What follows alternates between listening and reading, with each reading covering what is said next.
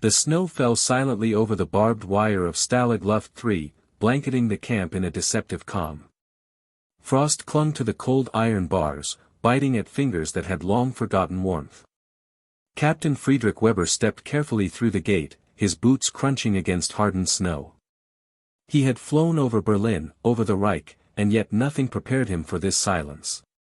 A diary lay half buried in the corner of the barracks, its pages yellowed, corners curled. Weber opened it.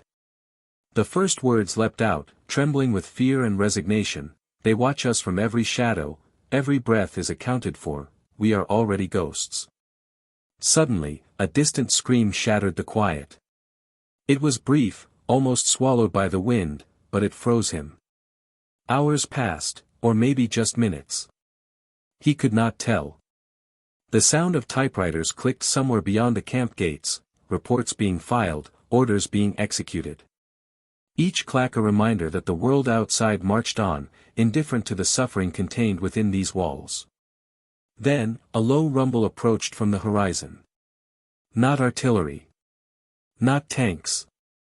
Something else. The whine of engines grew louder, and through the blizzard emerged a formation of B-17 bombers, 16 in line, their guns bristling, yet one after another began to lag, straggling behind their formation. German pilots, trained, disciplined, terrified, stared through the icy canopy of their cockpits. The impossible was happening.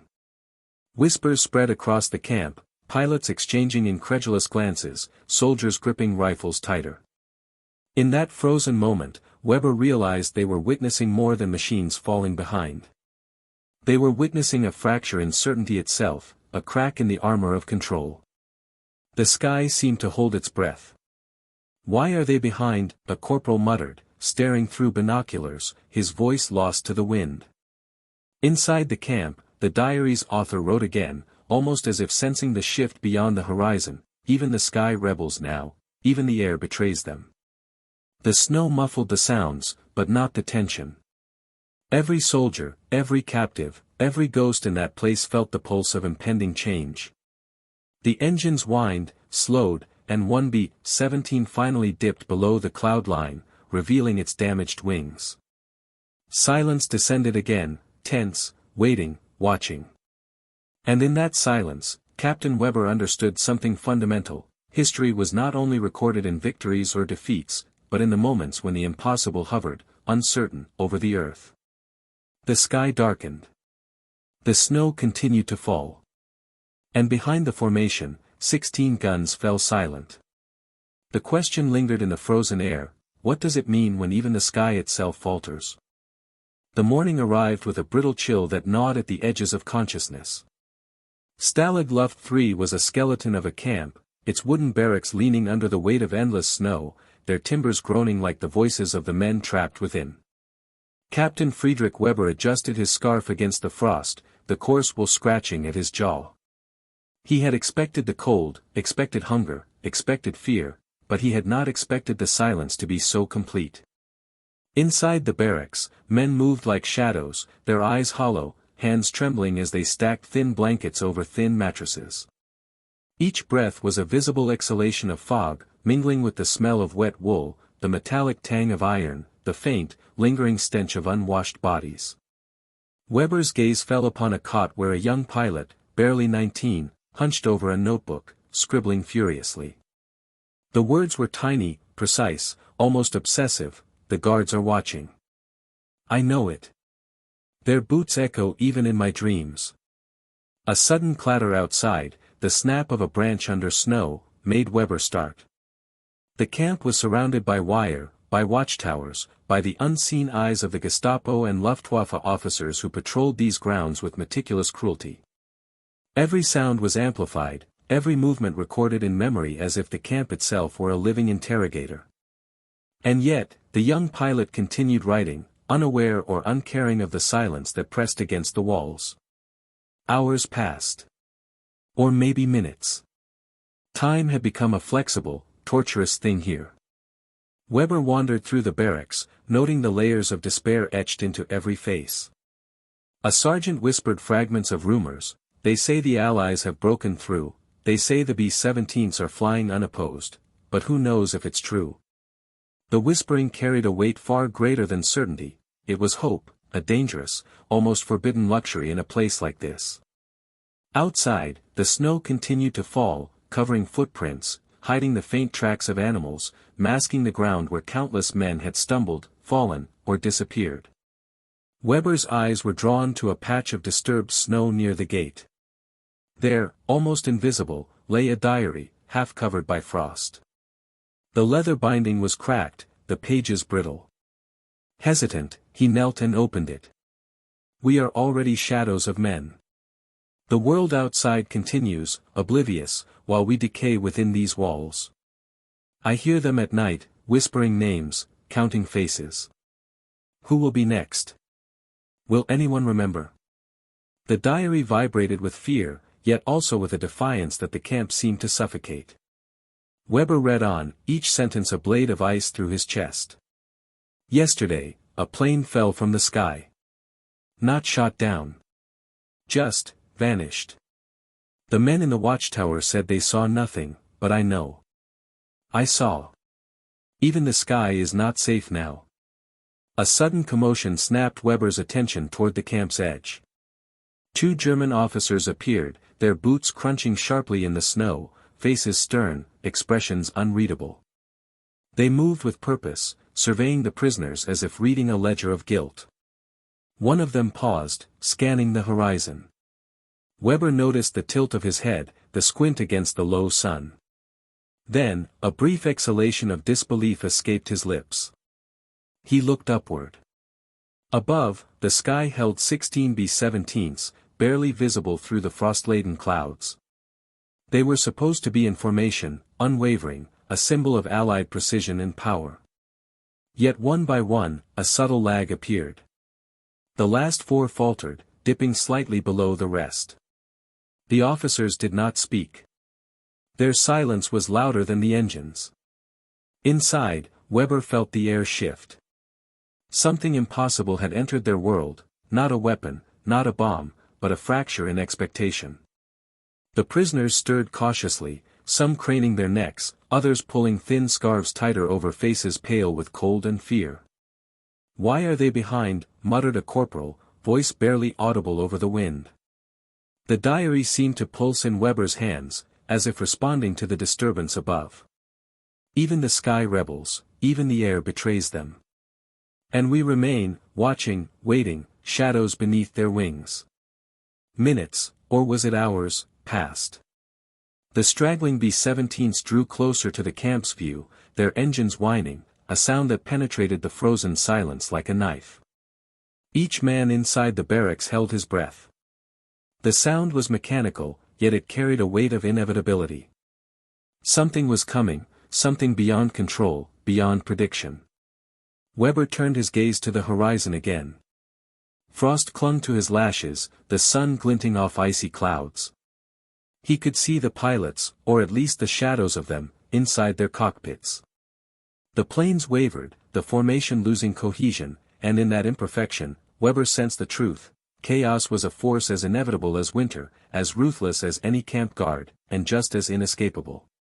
The diary's last entry that day was brief, almost a whisper: if the sky can falter, what hope remains for men? And in that question, Weber felt the first stirrings of a terrible understanding. The war was not only fought in bombs or bullets, in strategy or intelligence. It was fought in silence, in expectation, in the slow, relentless erosion of certainty. The snow continued to fall. The engines continued to drone. And the men, trapped beneath the weight of both sky and earth, waited, aware that history itself had paused, and that their small, frozen world might never recover. The question lingered in Weber's mind, unspoken but pressing: what does a man do when even the air around him conspires against certainty? The wind tore across the eastern front like a living thing, carrying with it the metallic scent of blood and the damp, clinging stench of mud-soaked uniforms. Captain Weber moved along the frozen trench lines outside Stalingrad, boots sinking into half-frozen earth, ears straining against the howl of the gale. Every step was a negotiation with frostbite, every breath a reminder of the thin line between survival and surrender. The horizon was a ghostly blur of smoke and snow, indistinguishable from one another, and yet the echoes of artillery promised only certainty. Death lingered here. Weber's mind wandered to the diary he had discovered in Stalag Luft III. Its words haunted him, even the sky rebels, even the air betrays them. He wondered if the pilots of those B-17s knew the same terror he now felt in the trenches. Soldiers were like specters, men whose names had been catalogued, counted, and slowly erased by winter, starvation, and fear. In the silence between bombardments, Weber could hear their thoughts, small, desperate prayers and murmured curses, fragments of life clinging to consciousness. Nearby, a soldier's radio sputtered to life, the signal distorted and fragmented. A voice emerged, clipped and tense. Unit 731, confirmed movements, chemical tests ongoing, civilians at risk. Weber froze, the words sinking into him like ice. Nanking had already shown the depths of cruelty men could enact upon one another. Here, thousands of miles away, the same shadow of methodical horror stretched across continents. Hours dragged on. Or perhaps minutes. Time had no meaning in the cold and the mud. Weber's unit advanced cautiously, slipping past frozen carcasses of horses and abandoned rifles, their owners long since swallowed by the unforgiving city. Each building they passed was a tomb, walls scarred with gunfire, windows shattered, interiors lined with frost and despair. Weber could almost hear whispers from the dead, fragments of conversation, the clinking of utensils in kitchens long emptied, the soft, terrified breathing of children who had vanished months before. He paused at one house, the door ajar, snow piling along the threshold. Inside, the remnants of a life frozen in time, a mother's scarf hung from a nail, a diary left open on the table, ink smeared but legible. They took him at dawn. I tried to hold him, but the guards were everywhere. I hear the screams at night, or perhaps they are only mine. Weber's hands trembled, not from cold, but from the intimacy of fear captured in ink. A sudden crack of gunfire erupted nearby, shattering the fragile quiet.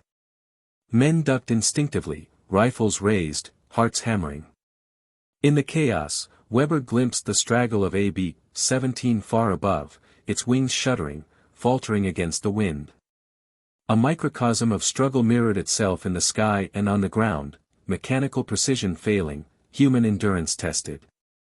As they advanced further into the ruins, Weber noticed subtle signs of life, graffiti scrawled hastily on walls, messages of resistance, defiance, warnings to those who might follow. Trust no one. Keep moving. The sky will fall, but we endure. These messages were fragments of human resilience, whispers in a world that sought to silence them completely. Night fell abruptly, bringing with it an oppressive darkness. The soldiers set up a small perimeter in a bombed-out building. Weber lit a small candle, the flame flickering against shattered windows. Shadows danced along the walls, grotesque, alive. He opened the diary again, reading aloud softly. In the absence of light, fear becomes a companion. But even fear is preferable to forgetting. Outside, the wind screamed through the ruins. Weber could hear distant artillery, each detonation a reminder of mortality, each echo a cruel punctuation. Sleep was impossible. The men whispered in corners, sharing scraps of memory, letters from home, images of laughter long vanished, names of brothers and sisters they might never see again. Weber realized that survival was as much about remembering as it was about moving forward. Suddenly, from the edge of the ruins, movement caught his eye.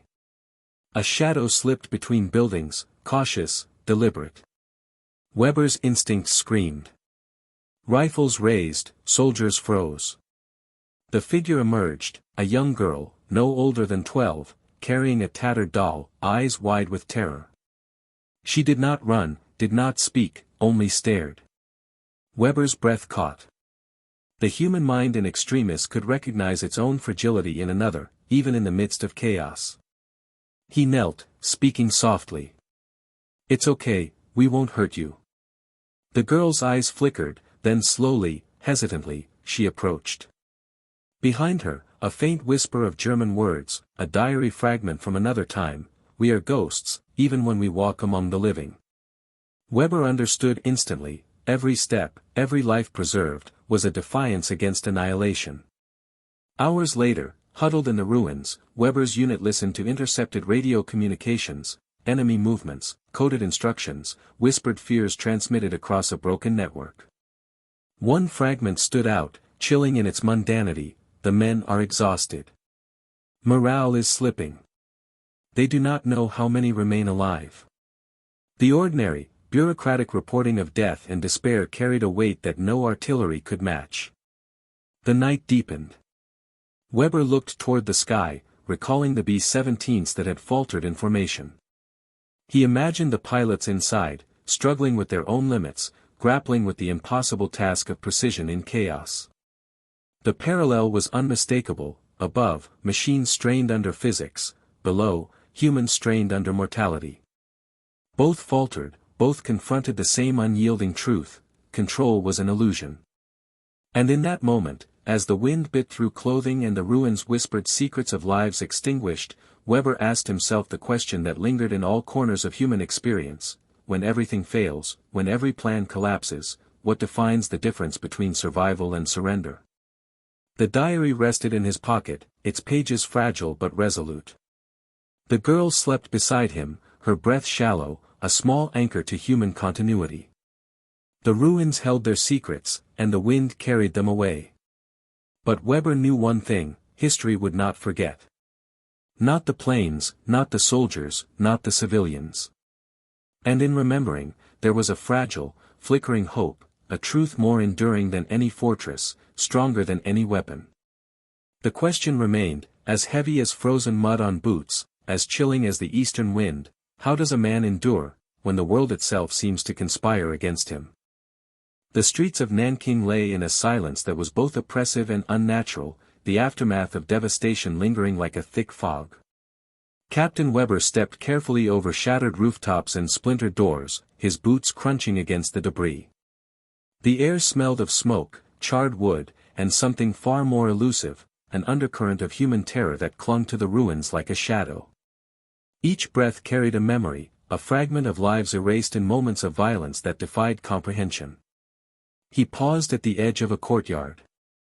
The ground was littered with remnants of families, scattered belongings, small shoes turned upside down in haste. The diary in his pocket, already worn from weeks of travel and exposure, seemed heavier here, as though burdened by the enormity of suffering surrounding him. They watched us from every corner, each breath a theft, each movement a sin, one entry read.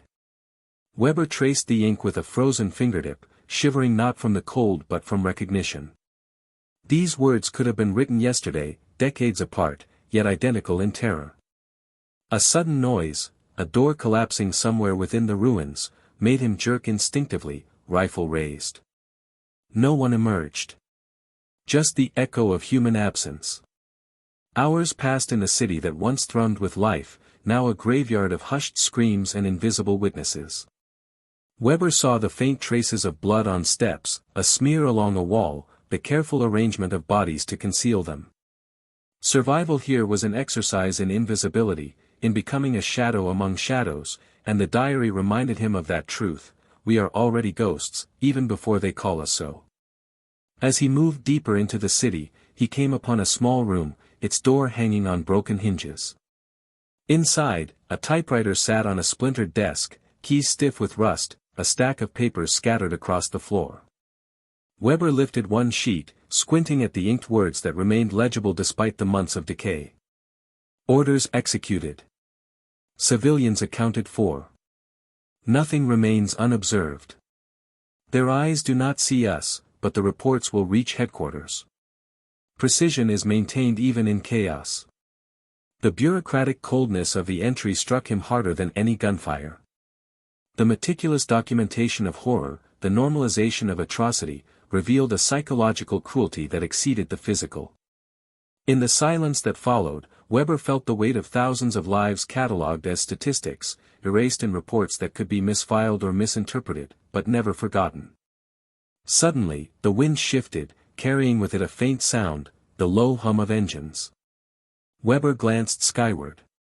Through ragged clouds, a formation of B-17s appeared, 16 in line, but something was wrong.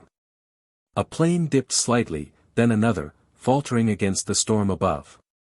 The pilot's discipline strained under invisible forces, mechanical and human, until the formation fractured. Weber's pulse quickened. This was not mere coincidence, it was another reminder that even the most precise systems could fail under pressure. Minutes passed, or hours. Weber could not tell. In that liminal space, the diary offered its own counsel: when the sky betrays them, we are forced to reckon with what remains, our breath, our choices, our witness. He understood the meaning deeply. Survival was entwined with bearing witness, with remembering atrocities so the world might not forget. Moving through the city, Weber encountered traces of resistance, graffiti etched into walls, messages in chalk, and sometimes in blood. Trust no one. Move silently. They are watching. The instructions were simple but carried the weight of desperation. A small group of survivors emerged from a cellar, faces pale, eyes wide with fear. They shared fragments of stories, neighbors taken in the night, families separated, whispered interrogations by Kempeitai officers. Weber listened, recording every detail in his mind, each narrative a thread in a tapestry of suffering and defiance. Night fell quickly, the city swallowed by darkness. Weber and his unit took shelter in a partially destroyed building. He lit a candle, its flame shaking as wind intruded through broken windows. The diary rested on his lap. Even in darkness, we endure. Even in silence, we speak. The words resonated, a fragile bulwark against despair. Outside, distant voices emerged, soldiers speaking in low tones, carrying out tasks that seemed mundane yet were acts of psychological warfare in their own right, rounding up civilians, filing reports, asserting control through presence rather than violence. Weber recognized the pattern: fear was wielded as methodically as any rifle. He imagined the Japanese officers in their Kempeitai offices, the clack of typewriters recording lives as though they were inventory, the deliberate orchestration of terror. A sudden movement caught his attention, a shadow slipping across the courtyard. He raised his rifle. A child appeared, no older than 10, clutching a small bundle of belongings. Weber spoke softly, coaxing the child to come closer. Eyes wide, the child obeyed, trusting the smallest human gesture amidst a world structured entirely on fear and control. Weber understood then the full weight of endurance. It was not only about surviving bullets or bombs, but about preserving humanity in moments when the world sought to strip it away. Hours blended into one another. Weber found a moment to read aloud a fragment from the diary, its words echoing in the hollow room: history may record the victories, but memory must carry the truth. The world must know what silence can hide. The candle flickered, shadows dancing across the walls like specters of the past. He felt the presence of those lost, their voices murmuring in the spaces between wind and stone. Then came the hum of the B-17s again, distant but unmistakable. Weber lifted his gaze skyward. The planes wavered against the storm, 16 in formation, yet imperfection crept in, one faltered, then another. Each mechanical failure mirrored the human frailty surrounding him, a poetic symmetry that neither comforted nor eased the weight of the present. He pondered the question that haunted every step through the ruined city: how do you maintain hope, when the machinery of the world conspires to erase it? The diary offered no answer, only affirmation: to bear witness, to endure, to remember. As night deepened, Weber settled near the child, listening to the wind howl through broken rooftops, to the faint echoes of engines far above, to the remnants of life clinging stubbornly to existence. The city itself seemed to hold its breath, and in that pause, Weber recognized the fragile thread connecting sky and earth, machinery and human will, memory and survival. The question remained, pressing, unavoidable: in a world where order collapses and terror reigns, what defines the difference between surrender and the act of enduring? The liberation of Auschwitz arrived like a distant thunder, slow and inexorable, yet impossible to ignore. Captain Weber stood at the edge of the camp, the cold iron bars before him coated in frost, their surfaces jagged and unyielding.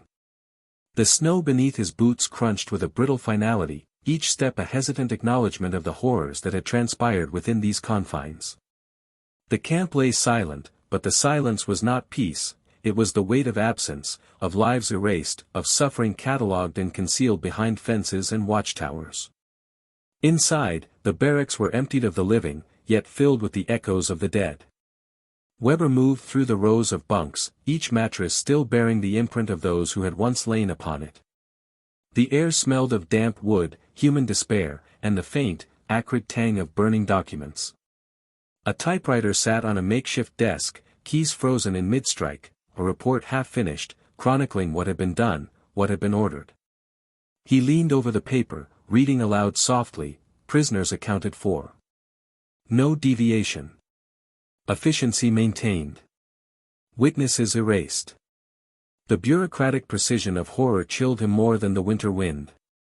A diary lay nearby, abandoned, its leather binding cracked and pages brittle. Weber opened it carefully, the words within almost painfully intimate, "We are shadows, existing only to be counted and measured. The world outside does not see us, but even if it did, it would turn away. They will come, eventually, but will they see us at all?" Each line carried a weight beyond chronology, an emotional gravity that pressed down on Weber's chest. He felt as though he were not merely observing history but inhaling it, becoming part of the lingering trauma encoded into every surface of the camp. Outside, the wind carried a different sound, the distant drone of engines. Weber turned his gaze skyward. There, 16 B-17s traced a fractured path across the gray expanse, wings faltering against the gusts. The image was almost surreal, a symbol of human innovation and might, yet imperfect, fragile, delayed. The pilots within struggled to maintain formation, to reconcile expectation with reality. Weber felt a strange kinship with them, each trapped in an unforgiving environment, each forced to navigate the impossible. Inside the camp, small remnants of humanity persisted. Scattered possessions, a photograph here, a child's toy there, whispered stories of ordinary life suspended and broken. Weber noticed the subtle traces of resistance, messages scratched into walls, symbols indicating hidden supplies or safe passage, the faint signatures of lives that had refused total erasure. A note on a wall read, "Remember us. Tell the world. Even if it is only through whispers." Weber traced the letters with his fingertip, feeling the pulse of courage embedded in fragile handwriting. Hours passed in slow procession. Weber wandered to the edge of the camp, peering into the shadows of the watchtowers. He imagined the officers who had maintained order here, their typewriters clicking, their eyes cold and precise, the psychological machinery of control more exacting than any weapon. One could almost hear the silent counting of prisoners, the meticulous logging of suffering, the unspoken calculation of endurance. He came across a small group of survivors huddled in a corner, faces hollowed by starvation and fear. One woman, barely older than a teenager, held a fragment of cloth to her chest, rocking slightly, murmuring, "They said it would never end, but we are still here, somehow." Weber watched her, the weight of survival pressing in from all sides. To endure was not merely to exist, it was to carry memory, to bear witness, to resist the erasure of self in the face of overwhelming force. The diary in his pocket seemed to pulse with that same rhythm, each entry a testament to human resilience under systematic dehumanization. We survive in silence, in shadows, in small acts of defiance. Even when we are counted, even when we are catalogued, we remain. Weber felt the truth of those words keenly. History might record numbers and dates, but memory held the texture of terror, of courage, of ordinary acts of persistence against the machinery of annihilation. The B-17s continued to falter above, 16 reduced in precision yet relentless in purpose. Weber considered the metaphor: in the air, machines strained against nature; on the ground, humans strained against cruelty. Both confronted limits, both endured, both bore witness to forces far beyond their control. In that reflection, he understood the fragile symmetry between mechanical failure and human perseverance. As night fell, Weber lit a small candle in the remnants of a barack, its flickering flame throwing shadows that danced like ghosts along frost-covered walls. He read aloud another fragment from the diary: "Even in the darkest places, we find sparks. Even when the sky betrays us, we find ways to endure, to remember, to carry the unrecorded truths forward." Outside, the wind moaned through the empty corridors, carrying the faint echoes of voices long silenced, of footsteps that would never return. A sudden rustle in the snow alerted Weber. He turned to see a small child emerge from the shadows, eyes wide, clutching a worn doll. The child's presence was a stark contrast to the desolation, a fragile reminder of life persisting amidst the aftermath of calculated cruelty. Weber knelt, speaking softly, coaxing the child closer. Trust, fragile and tentative, flickered between them, a testament to the human capacity for connection even in the aftermath of terror.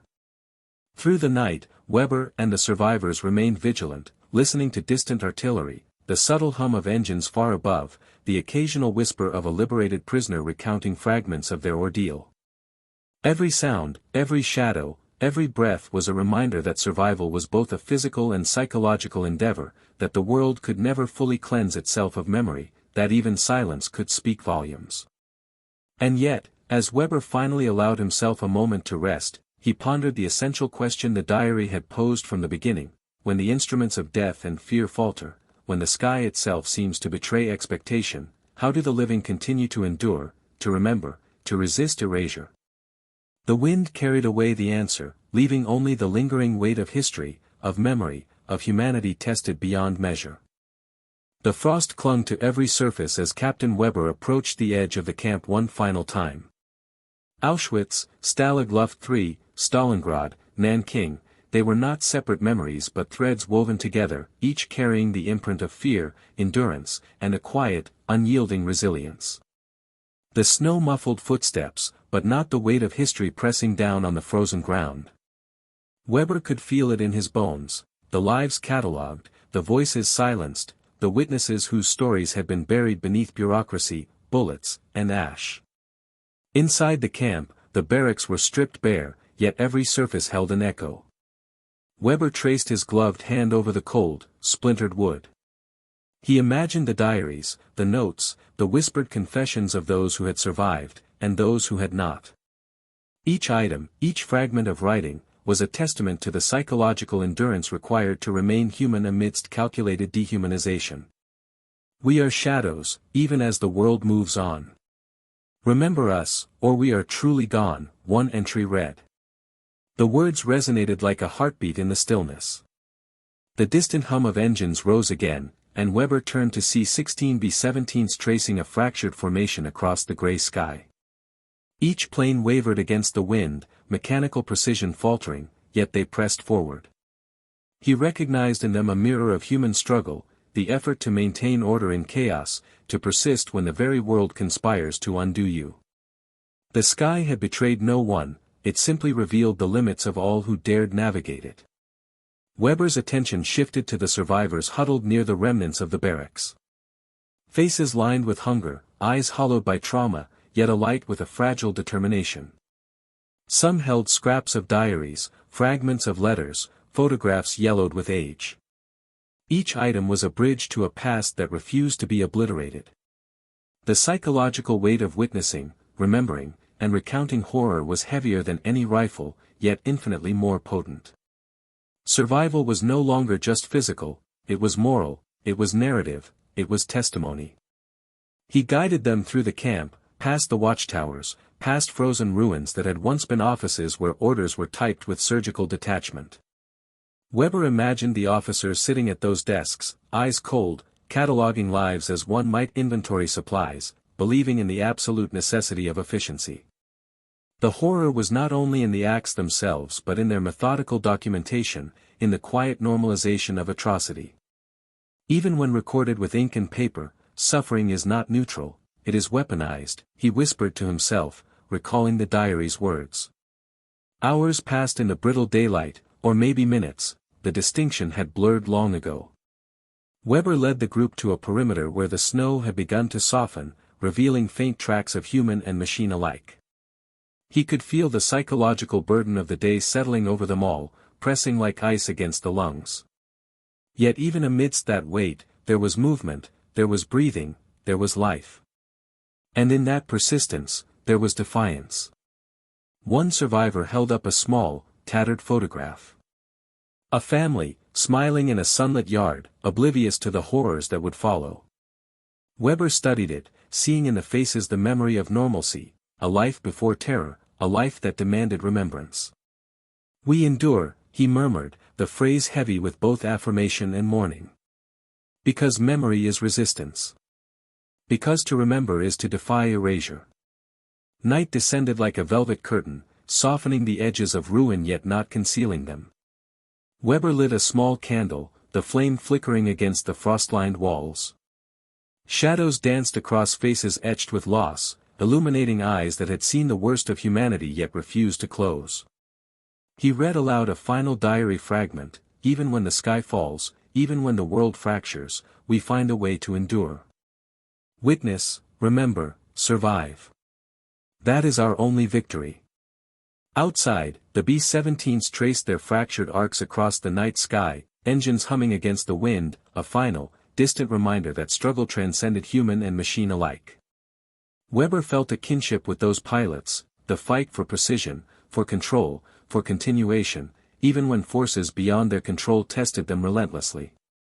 Human will and mechanical endurance shared a fragile symmetry in the cold night air. The survivors settled near the barracks, a small circle of warmth in the freezing darkness. Weber knew that the horrors they had endured would not vanish, would not be sanitized by time. Memory, and the act of bearing witness, was the only armor against the erasure of humanity. And in that realization, he understood the quiet truth that threaded through every atrocity, every faltering B-17, every diary page: survival was as much a matter of spirit as it was of flesh. He looked once more at the sky, tracing the faint silhouettes of the faltering formation. A final thought pressed on his mind: when the instruments of war, of control, of terror falter, what remains is the human capacity to endure, to remember, to bear witness, and in that act, to reclaim life from the shadow of death. Weber settled down beside the survivors, drawing the warmth of fragile bodies close, listening to the wind whisper through the ruined camp. He knew that the memories of this place, the stories of suffering, courage, and endurance, would travel far beyond these frozen walls. And perhaps, in their telling, the living might confront the silence, the fear, the moral abyss, and still choose to endure. The question lingered, pressing yet essential: how do we carry the weight of the unimaginable, yet continue to move forward, human in a world that has tested every limit? If this story moved you, please like this video. Subscribe for more forgotten World War II stories. Comment where you're watching from: Texas, Germany, Australia. Thank you for keeping these memories alive.